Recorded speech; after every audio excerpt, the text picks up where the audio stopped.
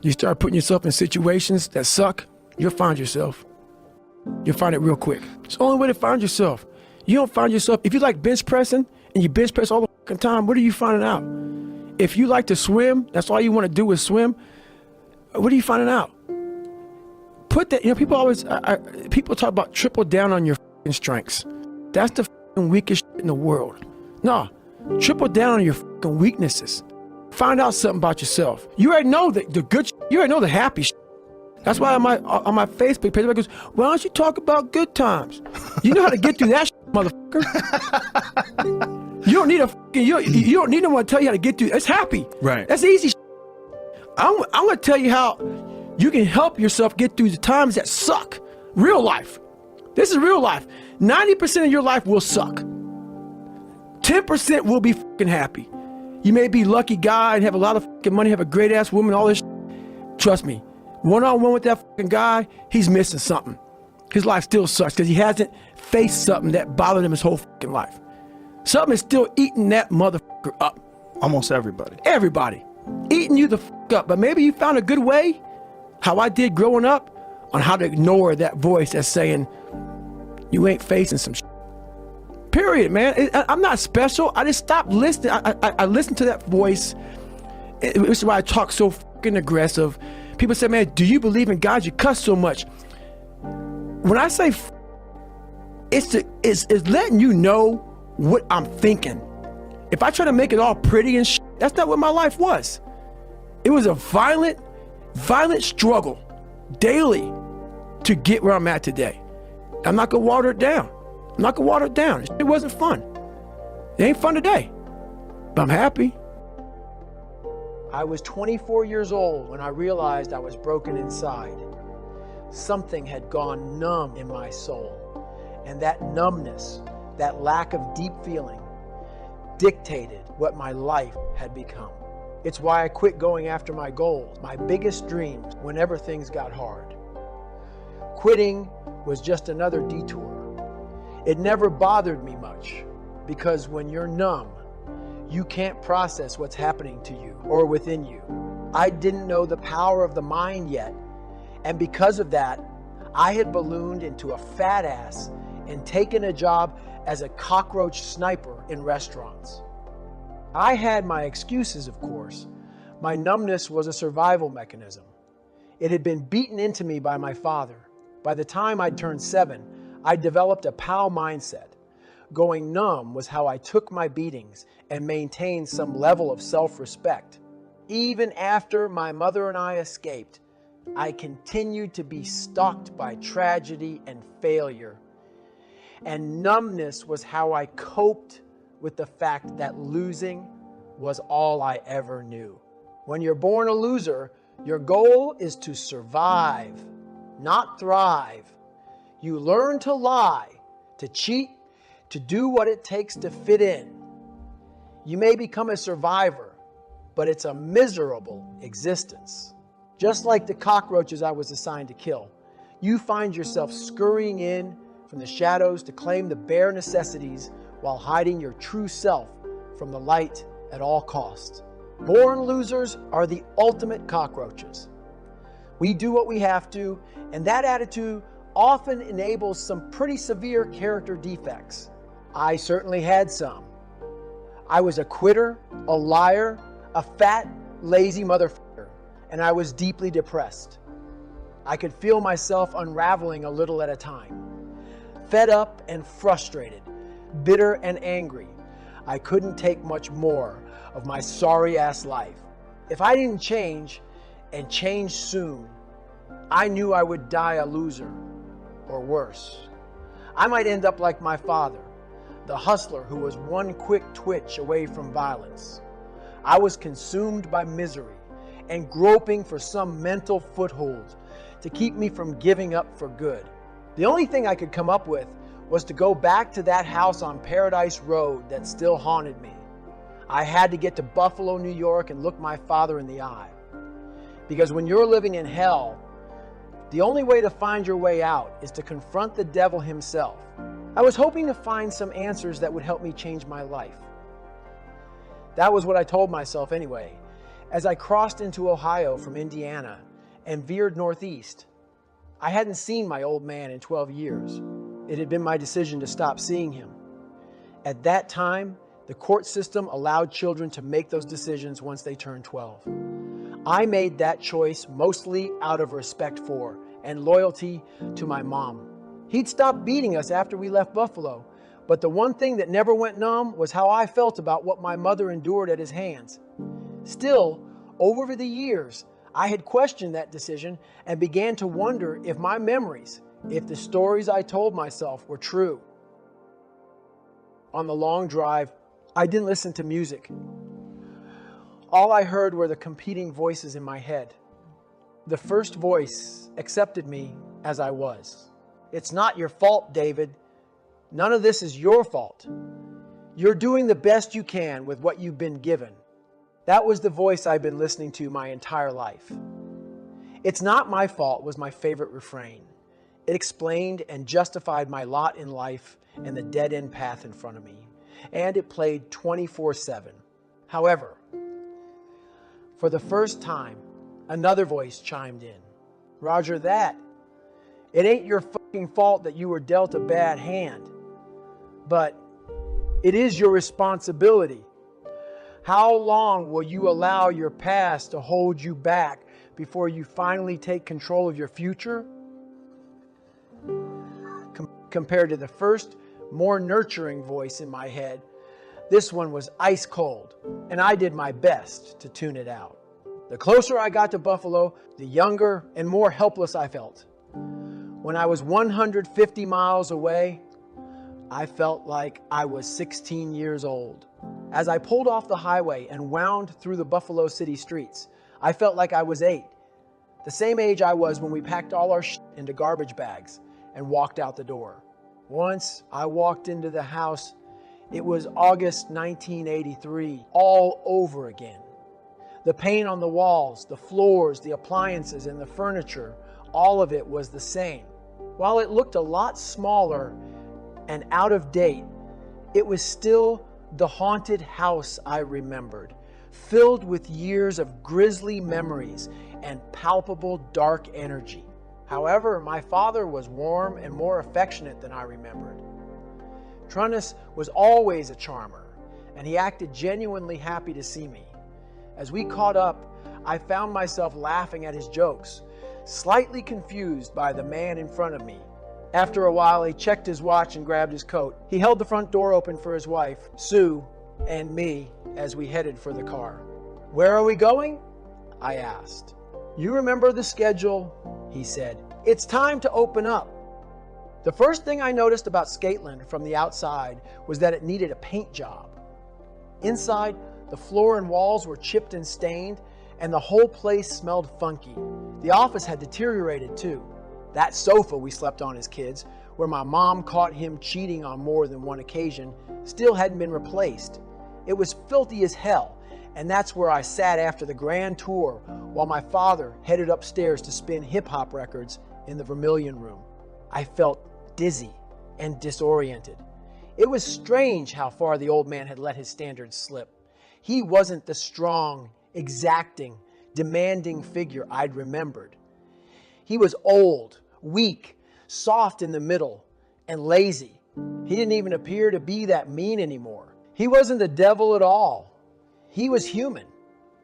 Had I been feeding myself a false history? As I lingered in that office, steeped in the past, I wondered what else I'd been wrong about. Then, at around 10 o'clock, the boss line dropped upstairs and the ceiling started to shudder and shake. Within seconds, I heard hollering laughter and that steady stomping to the beat. In the same way a song can take you back to a distinct time and place, that thumping bass returned me to my darkest days. I'd been funneled into a relapse of my childhood nightmare. I closed my eyes and saw myself as a first grader, tossing and turning on that very couch, trying to sleep after working all night and not being able to get more than a wink. My mother was there too, struggling to paper over our pain with home-cooked dinners prepared on portable electric burners in the cramped office. I saw the helplessness and fear in her eyes, and it brought back all the stress, pain, frustration, and depression that came with it. Those memories were real. There was no denying it. I was disgusted to be sitting on that couch. I was sickened to have let my guard down and enjoyed my father's company, even for a few minutes. I felt like I was doing a disservice to my mother, and the longer I sat there and watched the ceiling shake, the more rage rose up inside, until I was on my feet and racing up a back stairwell into the vermilion room, where my demon was slurping whiskey, the smoky elixir that gave him his power. As a kid, I rarely saw the space in full bloom, and while it had lost most of its shine, it was still happening. What was once a glitzy nightclub serving funk to a well-dressed crowd had become a packed dive bar flush with hip-hop. Trunnis was in the DJ booth orchestrating the energy, spinning records, and sucking down scotch after scotch until closing time. I watched him work, drink, and flirt, and the more wasted he became, the more my memory synced with reality. After locking up, I drove us all to Denny's for an after-hours breakfast, just like old times. More than 15 years had passed, yet the ritual remained the same as ever. Trunnis was sloppy as hell by then, and he could tell it made me uncomfortable, which ticked him off. While we waited for our food, he glared at me as he dissed my grandparents and claimed they were responsible for the breakup of his family. Liquor always brought his ugliness out, and I'd heard that argument so many times before. It didn't have much effect on me. But when he started in on my mom, I wasn't having any of it. "Don't go there," I said quietly. But he didn't care. He barked about how everyone turned on him and how weak and sorry we all were. His spittle flew. The vein in his temple throbbed. "Trunnis, please stop," Sue said. There was something in her tone, a mixture of fear and dread, that I recognized. She wasn't standing up and telling him how she felt. She was pleading with him. It reminded me so much of my mother and how powerless she felt when Trunnis would rage on and on. He was the type of guy who would call a woman over to the house at 3:55 p.m., knowing my mom would be coming home at 4 o'clock.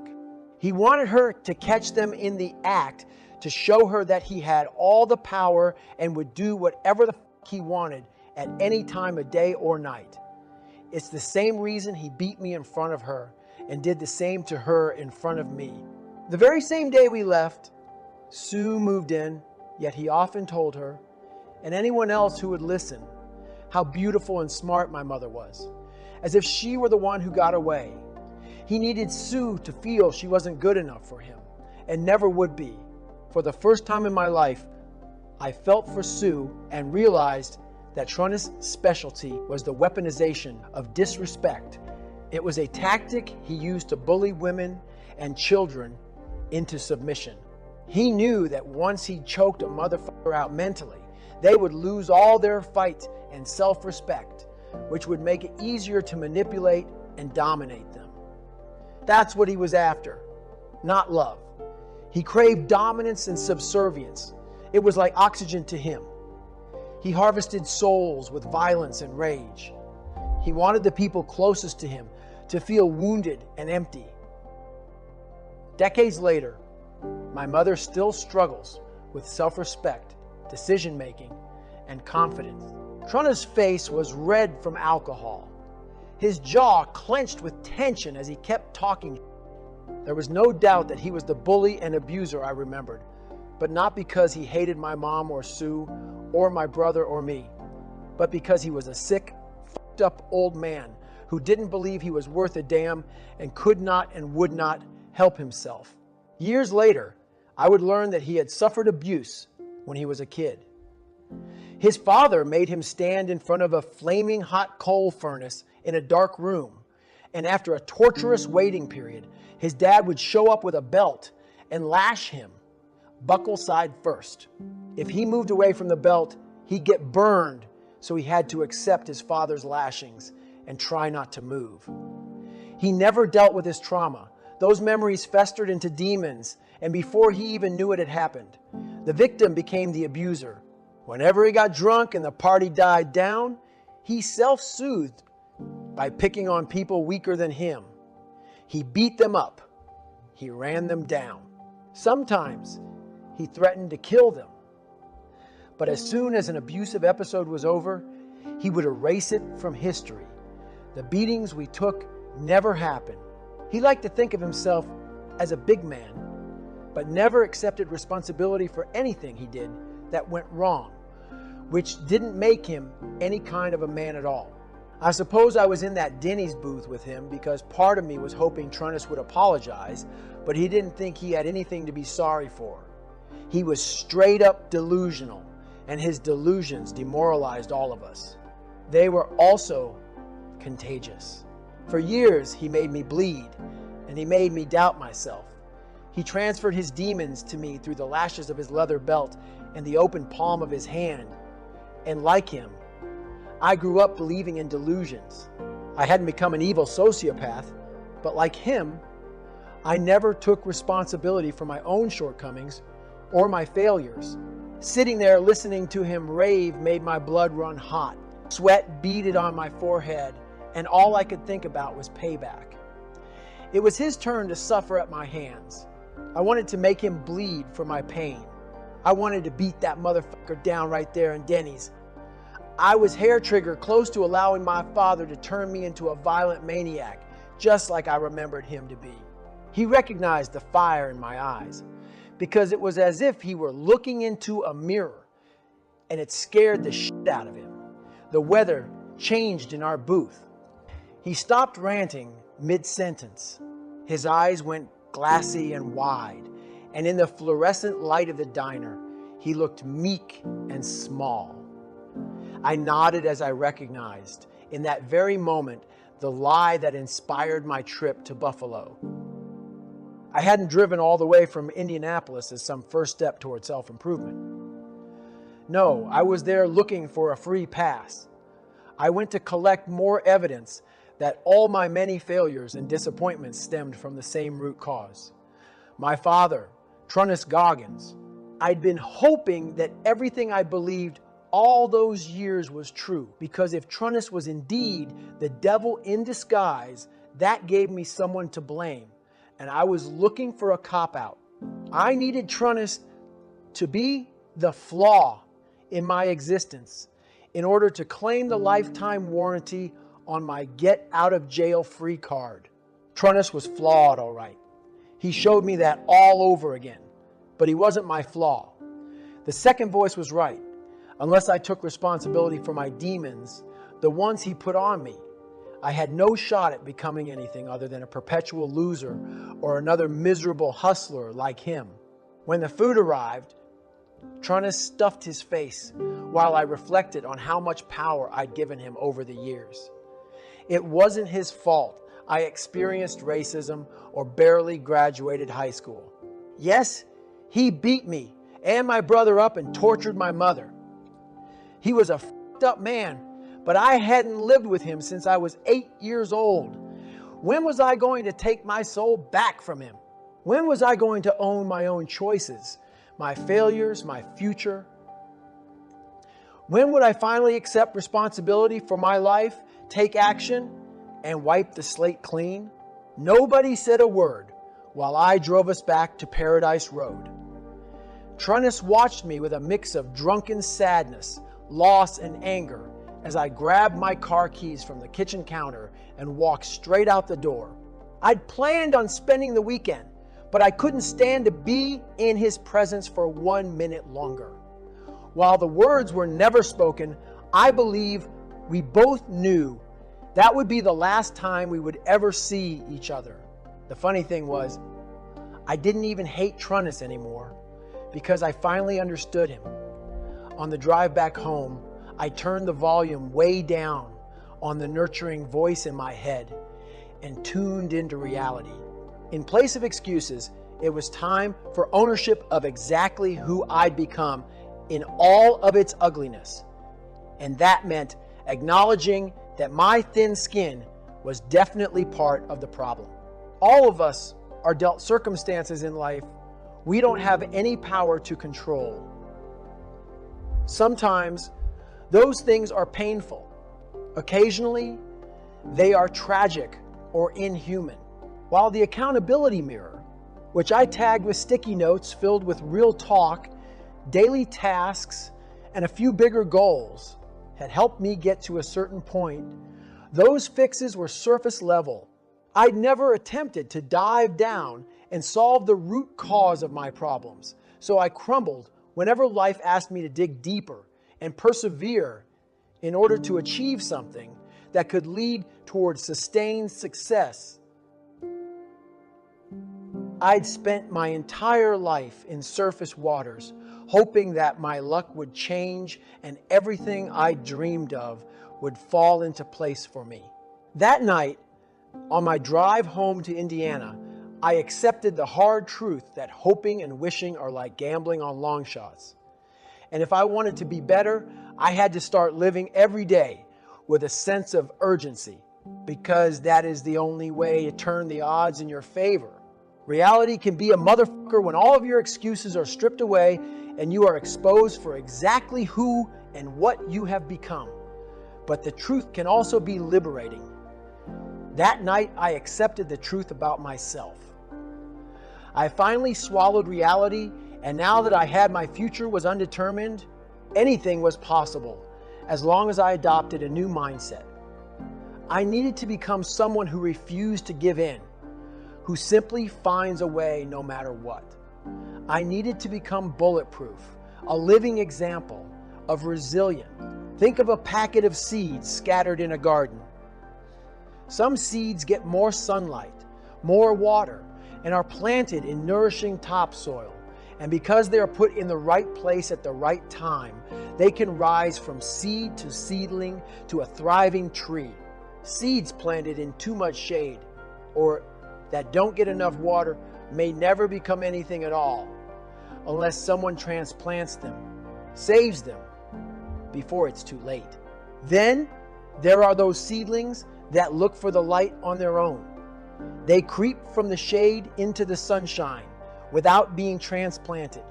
They find it without anybody digging them up and placing them in the light. They find strength where there is none. That is resilience. Once we're born, our natural instinct is to look for ways to thrive, but not everybody does. And sometimes there's a damn good reason for it. I was brought up in darkness. My roots were flimsy. I was barely tethered to rock-hard ground. My spirit, soul, and determination weren't nourished in the light. But on that ride home, I realized that only I have the power to determine my future, and I had a choice to make. I could continue living in the haven of low expectations, where it was comfortable and safe to believe that my life was not my fault or my responsibility, and that my dreams were just that. Fantasies that would never be, because time and opportunity were not and would never be on my side. Or I could leave all that behind for a world of possibility. Much more pain, unfathomably hard work, and zero guarantees of success. I could choose resilience. At 24 years old, a powerful force was gathering within me, waiting to be unleashed. I would soon call upon it to complete 2 Hell Weeks, become a member of the SEAL teams, and complete Army Ranger School. I'd compete in ultra races and break the world pull-up record, thanks to that one night in Buffalo, New York, when I accepted my fate and became determined to tap into my resilience. I found the will to transform myself into the grittiest motherfucker ever to find light where there was none. I had never been a pal like John McCain and countless others, but I lived like a prisoner in my own mind for the first 24 years of my life. Once I'd liberated myself and begun to evolve, I learned that it is the rare warrior who embraces the adversity of being born into hell and then with their own free will chooses to add as much suck as they can find to turn each day into a boot camp of resiliency. Those are the ones who don't stop at good enough. They aren't satisfied with just being better than they used to be. They are forever evolving and striving for the highest level of self. Eventually, I became one of them, which is why I was honored at the VEFTU convention.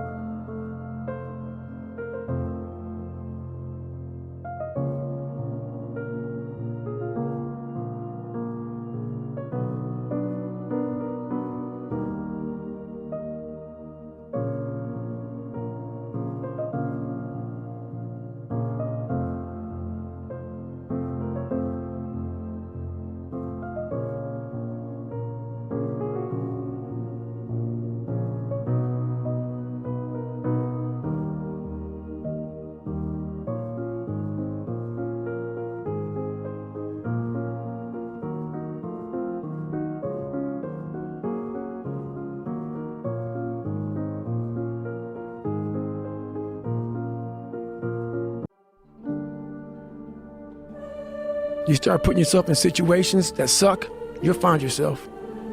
You'll find it real quick. It's the only way to find yourself. You don't find yourself, if you like bench pressing and you bench press all the fucking time, what are you finding out? If you like to swim, that's all you want to do is swim, what are you finding out? Put that, people always, people talk about triple down on your fucking strengths. That's the fucking weakest in the world. No, triple down on your fucking weaknesses. Find out something about yourself. You already know the good, you already know the happy shit. That's why on my Facebook page, it goes, why don't you talk about good times? You know how to get through that shit, motherfucker. You don't need you don't need no one to tell you how to get through. It's happy. Right. That's easy shit. I'm going to tell you how you can help yourself get through the times that suck. Real life. This is real life. 90% of your life will suck. 10% will be fucking happy. You may be a lucky guy and have a lot of fucking money, have a great ass woman, all this shit. Trust me, one-on-one with that fucking guy, he's missing something. His life still sucks because he hasn't faced something that bothered him his whole fucking life. Something is still eating that motherfucker up. Almost everybody. Everybody. Eating you the fuck up. But maybe you found a good way, how I did growing up, on how to ignore that voice that's saying, you ain't facing some shit. Period, man. I'm not special. I just stopped listening. I listened to that voice. This is why I talk so fucking aggressive. People say, man, do you believe in God? You cuss so much. When I say it's letting you know what I'm thinking. If I try to make it all pretty and shit, that's not what my life was. It was a violent struggle daily to get where I'm at today. I'm not gonna water it down. I'm not gonna water it down. It wasn't fun. It ain't fun today, but I'm happy. I was 24 years old when I realized I was broken inside. Something had gone numb in my soul. And that numbness, that lack of deep feeling, dictated what my life had become. It's why I quit going after my goals, my biggest dreams, whenever things got hard. Quitting was just another detour. It never bothered me much, because when you're numb, you can't process what's happening to you or within you. I didn't know the power of the mind yet, and because of that, I had ballooned into a fat ass and taken a job as a cockroach sniper in restaurants. I had my excuses, of course. My numbness was a survival mechanism. It had been beaten into me by my father. By the time I'd turned 7, I developed a POW mindset. Going numb was how I took my beatings and maintained some level of self-respect. Even after my mother and I escaped, I continued to be stalked by tragedy and failure. And numbness was how I coped with the fact that losing was all I ever knew. When you're born a loser, your goal is to survive, not thrive. You learn to lie, to cheat, to do what it takes to fit in. You may become a survivor, but it's a miserable existence. Just like the cockroaches I was assigned to kill, you find yourself scurrying in from the shadows to claim the bare necessities while hiding your true self from the light at all costs.